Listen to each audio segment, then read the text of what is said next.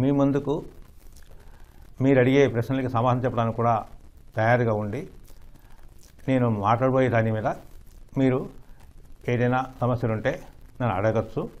నేను తగినట్టుగా సమాధానం చెప్తాను. మనం రోజువారీగా ఎన్నో సమస్యల్ని ఎదుర్కొంటూ ఉన్నాం మానసికంగా.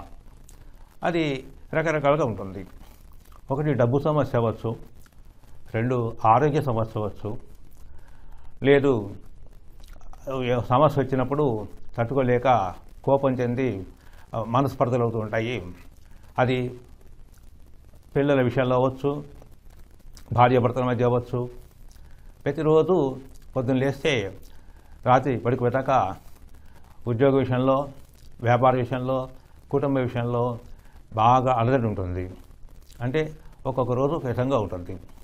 సో దీనికి ఆ సమస్య వచ్చినప్పుడు ఏ విధంగా దాన్ని మనం నివారణ చేసుకోవచ్చు, ఏ విధంగా దాన్ని దాటచ్చు, దానికి ఈ ధ్యానం ఎంతవరకు మనిషికి ఉపయోగపడుతుంది అని దాని విషయం మీద నేను మాట్లాడుతున్నాను.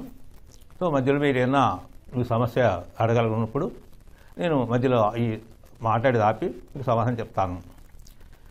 ధ్యానం అనేది నార్మల్గా ప్రాణశక్తిని కాపాడుతుంది. అది మనం రోజువారీగా మనం ప్రాణశక్తి అంతా నష్టపోతున్నాం. మనకి ప్రాణశక్తి తగ్గడం వలన ఓపిక తగ్గిపోయి అలసిపోయి మనం కష్టాలు పాలవుతున్నాం. కాబట్టి ఈ ధ్యానం ఎన్ని రకాలుగా చేయవచ్చు, ఆ ధ్యానం ఏ విధంగా చేయొచ్చు అనేది సింపుల్గా బాగా ఎప్పుడు పడితే అప్పుడు మనసు బాలినప్పుడు ఒక 10 నిమిషాలు 20 నిమిషాలు ఈ ధ్యానం చెప్పే ధ్యానాన్ని మీరు అలవాటు చేసుకుంటే క్రమేపీ మీలో చిన్న చిన్న మార్పులు వచ్చి సహనం అనేది వృద్ధి అవుతుంది. ఎప్పుడైతే సహనం వచ్చి సమస్యలు తట్టుకునే శక్తి వస్తుందో కాస్త మానసికంగా సంతోషంగా ఉండటానికి ప్రయత్నం జరుగుతుంది. సో సింపుల్గా అందరికీ ఇష్టపడే ధ్యానం, కష్టం లేకుండా చేసుకునే ధ్యానం. మనకి ఎప్పుడు కూడా ఆధ్యాత్మికం అని చెప్తున్నాను కదా, అంటే మన బొట్టు పెట్టే చోట ఆధ్యాత్మికం ఉంది కాబట్టి ఆధ్యాత్మికం మనం ఏ పని చేసినా కూడా మనసు అక్కడి నుంచే వస్తుంది, మనసు అక్కడి నుంచే స్పందన అవుతుంది. కాబట్టి ఆజ్ఞ అందుకనే మనసుగా ఆజ్ఞ ఇచ్చేది కాబట్టి అది ఆధ్యాత్మికం అంటున్నారు. అక్కడ చిన్నగా ఒక ధ్యానాన్ని మనం మొదలుపెట్టగలిగితే ఆ ధ్యానము అంటే నేను చెప్పేది ఏంటంటే మనం బొట్టు పెట్టుకుంటాము, లేకపోతే సామాన్యంగా బొట్టు పెట్టుకుంటాం. అక్కడ ఆ బొట్టుకుంటే స్పాట్లో మనము కాస్త అమృతాంజనం అద్దుకొని ఒక వేడితో ఎప్పుడైతే అమృతాన్ని మనం అద్దుకుంటున్నామో మనకు అక్కడ ఒక సెన్సేషన్ మొదలవుతుంది. అంటే చురుకుమని అనిపిస్తుంది. అది ఎంతసేపు మనకు అది ఉంటుందో 10 నిమిషాలు ఉండొచ్చు, 20 నిమిషాలు ఉండొచ్చు. అప్పుడు అక్కడ ఏకాగ్రం కూర్చుంది. కాస్త మనస్సు ఈ సమస్యల నుంచి మళ్ళించి ఆ స్థానం ధ్యానం మీద పెడతాం ఆ మనస్సుని అట్లా చేయటం వల్ల. అప్పుడు ఆ మనస్సు తీవ్రత ఉందే, సమస్య తీవ్రత అది కాస్త తగ్గుతుంది. తగ్గి ప్రశాంతంగా ఆలోచించే పరిస్థితి తీసుకొస్తుంది. అప్పుడు ప్రశాంతంగా ఆలోచించేటప్పుడు దానికి సమస్యకి ఒక సమాధానం కూడా దొరుకుతుంది. తొందరలో కోపంలో తీసుకునే నిర్ణయాలు చాలా కఠినంగా ఉంటాయి కాబట్టి దాని యొక్క ఫలితం కూడా తీవ్రంగా మనకి నష్టం కలిగిస్తుంది. కాబట్టి కోపంలో ఎప్పుడు నిర్ణయాలు తీసుకోకూడదు, ప్రశాంతంగా ఉన్నప్పుడు తీసుకోవాలి. కాబట్టి ప్రశాంతంగా ఉండాలంటే మనకి ఈ పద్ధతి వలన కొంత అంటే మనసు బాలేనప్పుడు, ఏదో పోగొట్టుకున్నట్టుగా ఒక ఫీలింగ్ వచ్చినప్పుడు, లేకపోతే మనం ఆశించేది సమయానికి రానప్పుడు, సో అటువంటి ఆరోగ్యం కూడా బాలేనప్పుడు ఇది ఈ విధంగా చేయొచ్చని అనుకుంటున్నాను. అది నాకు చెప్పదలుచుకున్నాను. అది దీన్ని ఈ ధ్యాన ప్రక్రియ మనస్సుని కాసేపు దృష్టి మళ్లించి ఆత్మ బ్రహ్మం అనే స్థానం మీద దీన్ని మనసుని ఏకాగ్రత చేస్తున్నాం. సో దీనిలో మీరు ఏదైనా అడగదలుచుకున్నప్పుడు ఇది ధ్యానం ఎట్లా చేయాలి, ఇదే కాకుండా ఎన్ని రకాల ధ్యానం ఉంది అని ఒకటి, తర్వాత ఈ ధ్యానం వల్ల మాకు సమస్యలు తీరతాయా, ఆ సమస్య తీరుతట్టా ఉంటుంది, ఒకరోజు తీరే సమస్య ఇదంతా, ఇట్లా మీకు సమాధానాలు మీకు చాలా అనుమానాలు రావచ్చు. అయితే ఇది చేసుకున్నప్పుడు చిన్నగా మనిషిలో ప్రాణశక్తి పెరిగినప్పుడు ఓర్పునే శక్తి, తట్టుకునే శక్తి చిన్నగా ఆధ్యాత్మిక వైపు మారడానికి ఈ కలియుగంలో ప్రస్తుత వాతావరణంలో ఒక ప్రక్రియ ఇది.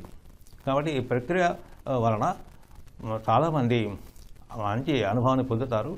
అయితే ఇది ఒక పద్ధతిగా ఆకలి వేస్తే అన్నం ఎట్లా తింటున్నాము, దాహం వేస్తే నీళ్ళు ఎట్లా తాగుతున్నాము, అయితే నిద్ర ఎట్లా పోతున్నాము, రొటీన్గా మనం జరిగే విషయాల్లో ఇది కూడా మనం ఇంపార్టెంట్ పెట్టాలి. అంటే ధ్యాన ప్రక్రియ కూడా. కాబట్టి ఇది ఒకటి అలవాటు అయిన తర్వాత ఈ ధ్యానము ఒక 10 నిమిషాలు 20 నిమిషాలు అలవాటు అయిన తర్వాత ఎప్పుడన్నా సమస్య వచ్చినప్పుడు పరిస్థితి బాగాలేనప్పుడు ఇమ్మీడియట్గా మనం ఈ ధ్యానంలోకి వెళ్ళాలి. అట్లా కోపతాపాల దగ్గర ఎక్కువ సమస్యలు, కుటుంబంలో సమస్యలు బాగా వస్తుంటాయి. ఆ తట్టుకునే శక్తి కావాలి, ఓర్పు కావాలి, సహనం కావాలి. కాబట్టి ఈ ప్రక్రియ వల్ల కొంత ఆరోగ్యం బాగుపడుతుంది, శరీరారోగ్యం, మానసికంగా స్థిమితం ఉంటుంది, దైవానుగ్రహం కూడా పరిపూర్ణంగా జరుగుతుంది ఈ ద్వారా. మీరు అడగలుచుకుంటే మీరు ఏదైనా నేను చెప్పడానికి సిద్ధంగా ఉన్నాను. మీ సమస్యలకి వింటాను, దైవానుగ్రహంగా దానికి సమాధానం చెప్పడానికి ప్రయత్నం చేస్తాను. ఏదంటే ఉంటే మీరు అడగచ్చు.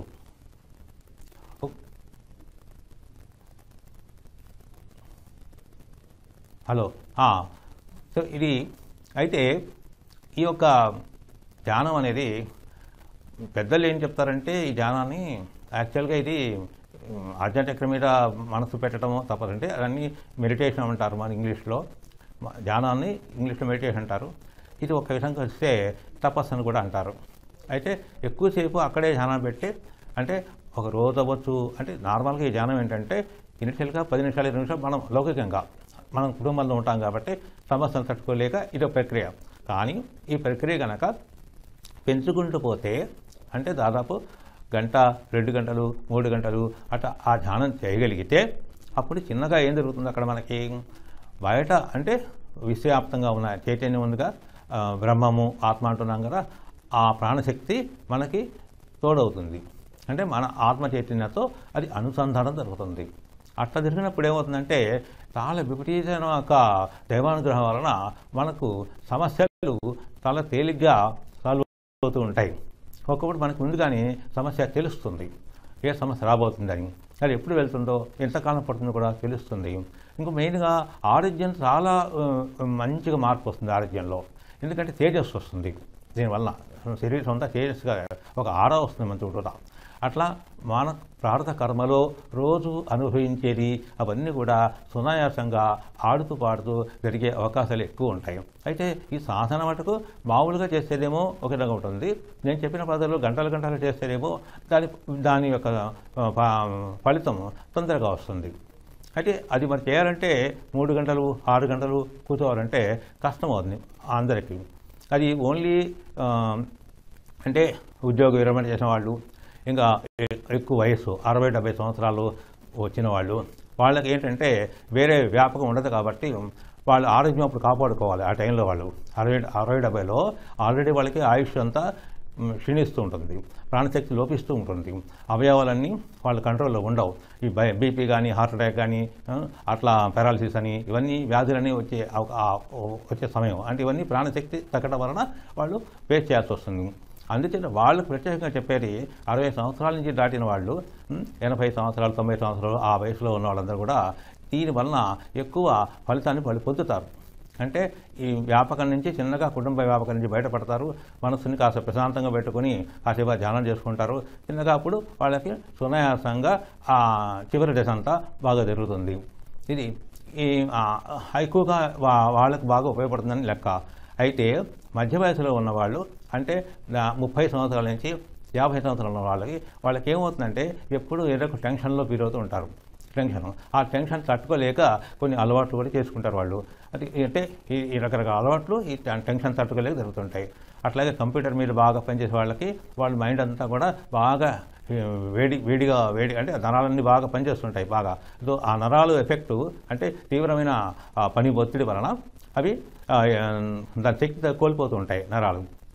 దానివల్ల వాళ్ళకి తలకాయ నొప్పి రావడం కానీ, తొందరగా వాళ్ళకి ఎఫెక్ట్ అవుతాం, కొంత మానసికంగా చికాకులో ఉండటం కానీ అంటారు. సో ఇది తగ్గటానికి వాళ్ళకి ప్రత్యేకంగా అంటే 20-30 సంవత్సరాల నుంచి 50 సంవత్సరాలు 60 సంవత్సరాల రూపాయలు కూడా ఈ ధ్యాన ప్రక్రియ కాస్త అలవాటు చేసుకోగలిగితే వాళ్ళు అప్పుడు చిన్నగా ఏంటంటే వాళ్ళు ఏదైతే ప్రాణశక్తిని కోల్పోతున్నారో ఆ ప్రాణశక్తిని కొంత తిరిగి వాళ్ళు పొందటానికి అవకాశం ఉన్నది. రెండవది తట్టుకునే శక్తి, అంటే సమస్యలు, ఎందుకంటే ఇటువంటి వాళ్ళు ఏంటంటే ఏదైనా సమస్య వస్తే తట్టుకోలేరు వాళ్ళు. సో దానికి గాబరాపడిపోతారు, గందరగోళం చేస్తారు అట్లా. సో అది బరస్ట్ అయిపోతారు, అంటే కోపతాపాలు తొందరగా వస్తాయి వీటిల్లో.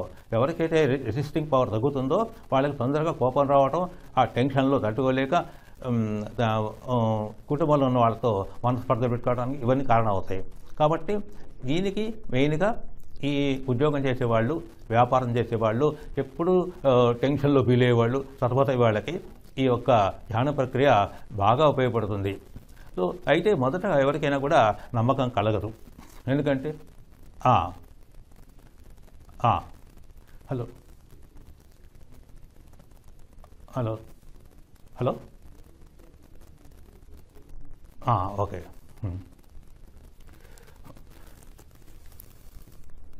హలో, మరికొన్ని విషయాలు తెలుసుకునే ముందు కొంత బ్రేక్ తీసుకున్నాము. మళ్ళీ మీ ముందుకు వస్తాను. ఈ మధ్యలో మీరు అడగాల్సిన సమస్యలు ఉంటే మీరు రెడీగా అండి, రెడీ వచ్చి నేను సమాధానం చెప్తాను.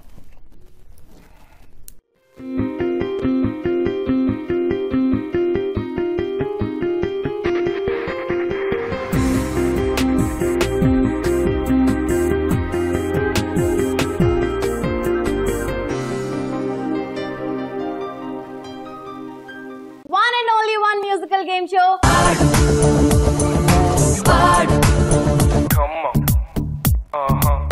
సరదాగా ఆడేసేద్దాం, సరదాగా పాడేసేద్దాం, సరదాగా మస్తీ చేద్దాం. ఆవో యారో.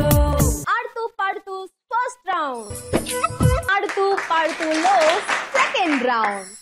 నా పాట నీ నోట పలకాల తిలక. జగడ జగడ జగడం చేసేద్దాం, జగడం చేసేస్తాం. మీరు బాత్రూమ్ సింగర్ అయినా, ఫంక్షన్ సింగర్ అయినా, బాల్కనీ సింగర్ అయినా, స్ట్రీట్ సింగర్ అయినా, ఎట్లాంటి సింగర్ అయినా ఈ వేదిక మీకోసమే వెయిట్ చేస్తుంది.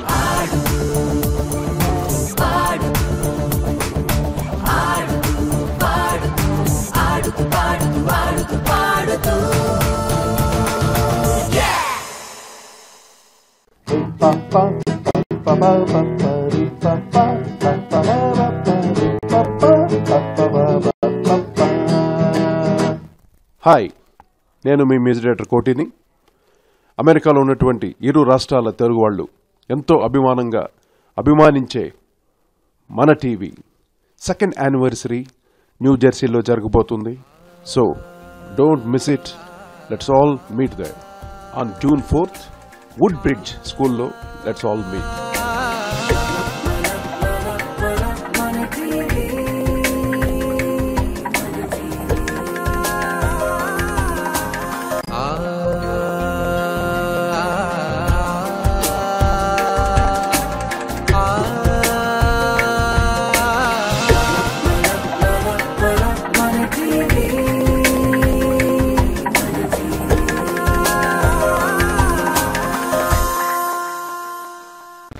Happy second anniversary to all the Mana TV viewers. Hi friends, this is Sia Gautam. I'm gonna see all you guys on 4th June for the Mana TV Grand event in New Jersey. Hope to see all of you all there. It's gonna be a fun-filled entertainment night. Hope to see you all.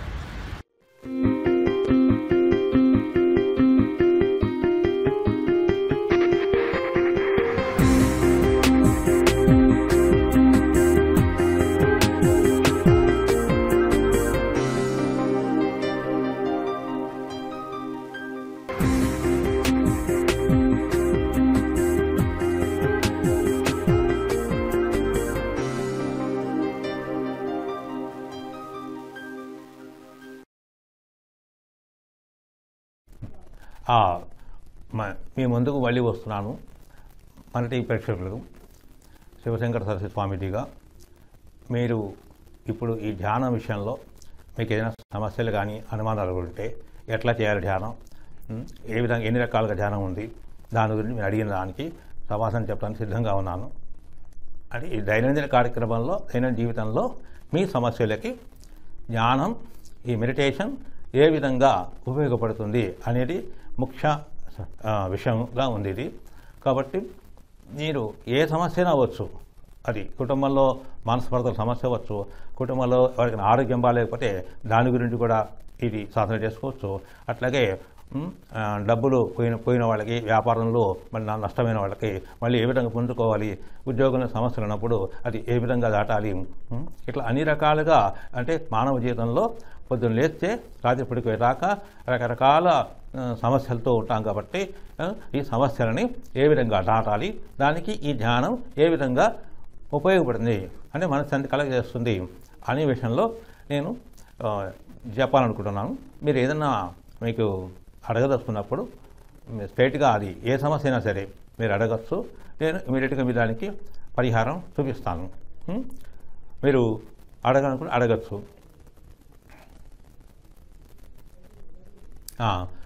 So ఇది మీరు వినాలనుకున్నప్పుడు ధ్యానం ఒకటి చేసుకోవడానికి కొంత చేసి దాని ఫలితం పొందినప్పుడు అప్పుడు కూడా మీరు మళ్ళీ నాతో కాంటాక్ట్ చేయొచ్చు. మీరు ఒక ధ్యానం చేస్తూ చెప్పిన ధ్యానాన్ని స్టార్ట్ చేస్తూ మనకి ఆ ధ్యానంలో ఏదైనా అనుమానం కానీ లేకపోతే దానిలో మళ్ళీ ఫర్దర్గా డెవలప్మెంట్ ఎట్లా రావాలి కానీ అట్లా కూడా మీరు మొదలుపెట్టిన తర్వాత దానిలో ఫర్దర్గా ఏదైనా సలహా కావాలన్నప్పుడు సిద్ధంగా ఉన్నాము. అడగచ్చు, నేను చెప్పడానికి సిద్ధంగా ఉన్నాను. అయితే దీనిలో మెయిన్గా మనకి ఈ ధ్యానం అనేది ఎక్కువగా ఉపయోగపడేది ఎక్కడ ఉపయోగపడుతుంది? ఇంట్లో వాళ్ళకి ఎవరికన్నా ఆరోగ్యరీత్యా బాగాలేనప్పుడు వాడు ఆ వ్యాధిలో ఉన్నప్పుడు అక్కడ మనం భయం కలిగి ఈ వ్యాధి పోతుందా లేదా, ఎంతకాలం ఉంటుంది అని మనకు బాధ భయం కలిగినప్పుడు ఈ ధ్యానం అక్కడ ఏ విధంగా చేయాలి, ఆ పేషెంట్ కోలుకోవాలంటే మన వంతు ఏ విధంగా చేస్తే ఆ పేషెంట్ తొందరగా కోలుకుంటాడు అనే దానికి ఒక ప్రక్రియ ఈ ధ్యానంలో ఉందని. ఎట్లా అంటే మనము రోజువారీగా మనము ఏదన్నా మనం జపం చేసుకునే ఒక పద్ధతి ఉన్నట్టయితే ఒక మంత్రాన్ని పట్టుకుని జపం చేస్తూ ఉంటాం మనం సాధారణంగా చాలామంది. అప్పుడు ఆ జపము ఆ మంత్ర ప్రభావం ఎట్లా ఉంటుందంటే మీరు ఈ పేషెంట్ దగ్గర కూర్చొని ఎవరికైతే ఆరోగ్యం బాగాలేదో అక్కడ కాసేపు కూర్చొని మీ ఈ చెయ్యి ఉంటుంది, ఈ చెయ్యి తీసుకొని ఆ పేషెంట్ చేతి మీద పెట్టాలి. పెట్టి అప్పుడు మీరు ఈ ధ్యానం కాసేపు అతను అక్కడ దగ్గరే చేయాలి. అతని దగ్గర అంటే అది ఒక 10 నిమిషాలు అవ్వచ్చు, ఒక అరగంట అవ్వచ్చు. ఇది వ్యాధి తీవ్రత బట్టి ఈ ధ్యానం కూడా ఎక్కువ చేయాలి. అప్పుడు వ్యాధి ఎక్కువ ఉందనుకో, బాగా తీవ్రత ఎక్కువ ఉందో అప్పుడు ఏం చేయాలి? మీరు మధ్యలో వచ్చి అంటే ఒక 2 నిమిషాలు చేసిన తర్వాత, అరగంట చేసిన తర్వాత మళ్ళీ గ్యాప్ ఇచ్చి మళ్ళీ చేయాలి. అట్లా రోజువారీగా ఒక 4-5 సార్లు కనీసం మనం ఆ ధ్యానం చేస్తూ ఆ ధ్యాన శక్తిని అంటే ధ్యానం జరిగితే ఏం జరుగుతుంది అక్కడ? ధ్యాన శక్తి ద్వారా ఒక మంత్రాన్ని పట్టుకుని ధ్యానం చేస్తున్నాం కదా, ఆ మంత్ర ప్రభావం ఏంటంటే ఆ మంత్రంలో ఒక ప్రాణం ఉంటుంది, అంటే ప్రాణ బీజం అంట దాన్ని. సో ఆ ప్రాణము మీ చేతి ద్వారా ఆ ప్రాణశక్తి ఆ పేషెంట్కి వెళ్తుంది. ఆ పేషెంట్ మీద చేయి పెడతాం కదా, మన చేతిలో ఇక్కడ ఒక చక్రం ఉంటుంది. మనకి చక్రం ఈ రెండు చేతుల్లో చక్రాలు ఉంటాయి. ఆ చక్రం ద్వారా అంటే ఆ యొక్క మంత్రశక్తి ఈ చక్రం ఈ చేతి ద్వారా ఆ పేషెంట్ మీదకి వెళ్తుంది. వెళ్ళి ఆ కాసేపు ఒక ఎలక్ట్రిక్ షాక్ లాగా ఒక షాక్ అది ఇచ్చి అతనికి ఏంటంటే లోపల చచ్చుపడిపోయిన కండరాలు నరాలు ఉత్తేజమవుతాయి. ఉత్తేజమయ్యి అక్కడ ఊపిరితిత్తులు కానీ లేకపోతే మిగతా ఏదైనా ఏ పార్ట్ అయినా బాడీలో అది ఎక్కడ వాళ్ళకి సమస్య ఉంటే అక్కడ ఈ చేయి పెట్టినప్పుడు ఎఫెక్ట్ ఎక్కువగా ఉంటుంది. అంటే నొప్పి ఉన్న చోట కానీ లేకపోతే ఆపరేషన్ జరిగినప్పుడు ఉంటుంది, ఆపరేషన్ చోట కానీ ఈ చెయ్యి అక్కడ పెట్టాలి. ఈ వేలు ఈ చెయ్యి పెట్టి మనం ధ్యానం చేయాలి. అట్లా వాళ్ళకి అది తొందరగా ఆ తీవ్రత తగ్గేదాకా కాస్త వాళ్ళు మెడిసిన్స్ వాడతారు, డాక్టర్ ట్రీట్మెంట్ ఉంటుంది. దాంతోపాటు మన వంతు కొంత ప్రాణశక్తిని అతనికి ఎక్స్ట్రా ఇస్తున్నాం కాబట్టి ఆ ప్రాణశక్తి ద్వారా అతనికి తొందరగా కోలుకోవడానికి అవకాశం ఉంది. అది మనం జనరల్గా జరిగి ఇంట్లో ఎవరికైనా సరే ఆరోగ్యం బాగాలేకపోతే అదొక పద్ధతి, అది చేయొచ్చు. ఇంకా రెండో పద్ధతి ఏంటి? ప్రతి వాళ్ళకి 24 గంటలు ఎక్కడ వెళ్తూ సమస్య వచ్చినప్పుడు తిరుగుతూ ఉంటారు. అక్కడ వాడి దగ్గరికి వెళ్తారు, వీడి దగ్గరికి వెళ్తారు. ఆ సమస్య వాడికి సాల్వ్ కాదు. ఎందుకంటే సమస్య ఒకసారి వచ్చినప్పుడు దానికి కొంత సమయం పడుతుంది. ఆ సమస్య తీరటానికి సమస్య పడుతుంది. అది తట్టుకోవాలి కదా సమస్య మన తీరదాకా. రెండోది ఆ సమస్య ఒక్కప్పుడు తీవ్రంగా ఉంటుంది, ఒక్కప్పుడు వీడు ఊహతో ఊహించుకుంటాడు. ఆ ఊహ కూడా ఉంటుంది. అంటే సమస్య చిన్నది అవ్వచ్చు కానీ పెద్దదిగా వీళ్ళు ఊహించుకోవచ్చు. అట్లాగే సో ఒకవేళ ఆ సమస్య తీవ్రతగా ఉన్నప్పుడు ఆ సమస్యకి ఈ ధ్యాన ప్రక్రియ అంటే ధ్యానం ఎక్కువ చేయాలి. అప్పుడు సమస్య తీవ్రంగా ఉన్నప్పుడు ధ్యానానికి ఎక్కువ ప్రాధాన్యం ఇచ్చి ఎక్కువసేపు ధ్యానం చేయాల్సి వస్తుంది. అట్లా చేసినట్టయితే అప్పుడు వాడికి సమస్యకి ఒక సమాధానం దొరుకుతుంది. అట్లాగే ఆ సమస్య ఎంతో టైం పట్టే బదులు తక్కువ టైంలో అది సాల్వ్ అయిపోతుంది. ఈ ధ్యానం అట్లా చేస్తుంది, ఈ ధ్యాన ప్రక్రియ. సో మనస్సు మీద పనిచేస్తుంది కాబట్టి ఏదైనా సమస్య వచ్చినప్పుడు ఆలోచించేది మనస్సు, బాధపడేది మనస్సు, అనుభవించేది మనస్సు. కాబట్టి ఈ ఏదైనా సమస్యలన్నీ కూడా మనిషికి వచ్చే సమస్యలు అవి మనస్సు పనిచేయటం వలన, మనస్సు ఒక బేలగా అంటే మనస్సు దానికి ప్రాణశక్తితో సంబంధం ఉంది కాబట్టి మనస్సు ఆ ప్రాణశక్తి లోపించటం వలన మనస్సు స్థైర్యం కోల్పోయి మానసికంగా దెబ్బతిని మనిషి బాధపడుతూ ఉంటాడు. కాబట్టి ఈ మనస్సు వల్లనే అన్ని సమస్యలని మనస్సు వల్లే. కాబట్టి మీరు చేసే ధ్యానం మనస్సుతో చేస్తారు కాబట్టి, మనస్సు మీద ధ్యానం పెడతారు కాబట్టి ఆ మంత్ర ప్రభావం మనస్సు మీద పనిచేస్తోంది. మనస్సు మీద పనిచేసి ఆ తీవ్రత తగ్గిస్తుంది మనకి. ఆ మనస్సు ఆ కర్మ తీవ్ర తగ్గించేసి వాడికి కొంత మనశ్శాంతిని ఇవ్వడానికి ఇది బాగా ఉపయోగపడుతుంది.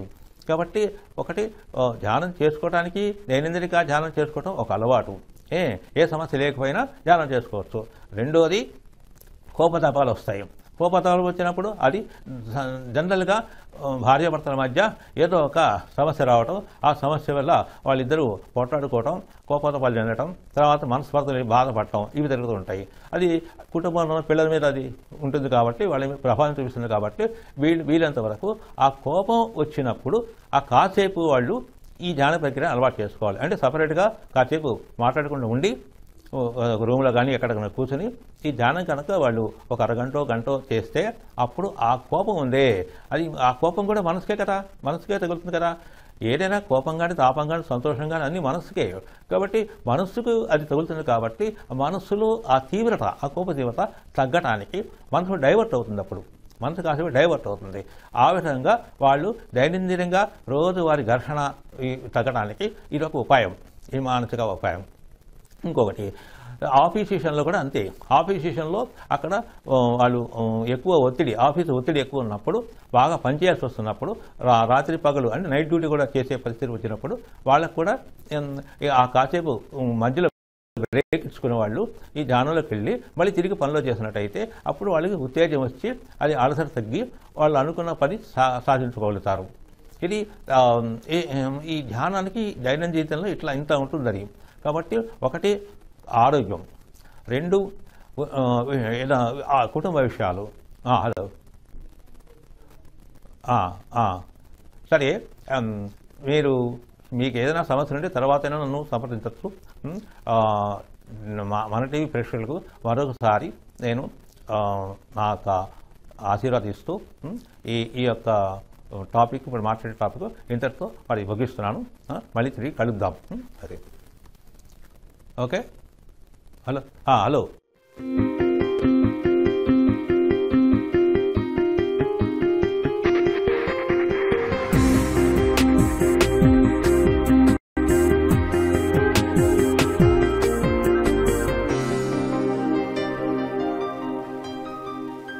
One and only one musical game show.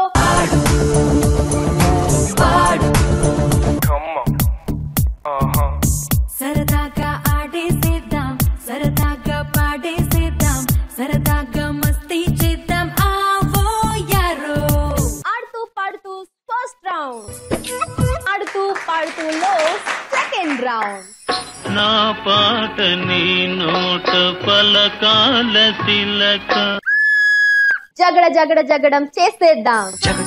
జగడం చేసేస్తాం. మీరు బాత్రూమ్ సింగర్ అయినా, ఫంక్షన్ సింగర్ అయినా, బాల్కనీ సింగర్ అయినా, స్ట్రీట్ సింగర్ అయినా, ఎట్లాంటి సింగర్ అయినా ఈ వేదిక మీకోసమే వెయిట్ చేస్తుంది.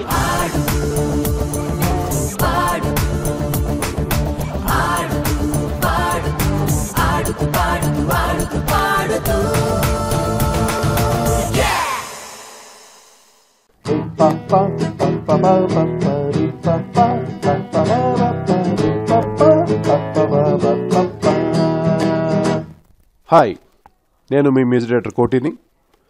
అమెరికాలో ఉన్నటువంటి ఇరు రాష్ట్రాల తెలుగు వాళ్ళు ఎంతో అభిమానించే మన టీవీ సెకండ్ యానివర్సరీ న్యూ జెర్సీలో జరగబోతుంది. So don't miss it. Let's all meet there on June 4th. www.nata2016.com Happy second anniversary to all the Mana TV viewers. Hi friends, this is Sia Gautam. I'm gonna see all you guys on 4th June for the Mana TV Grand event in New Jersey. Hope to see all of you all there. It's gonna be a fun-filled entertainment night. Hope to see you all.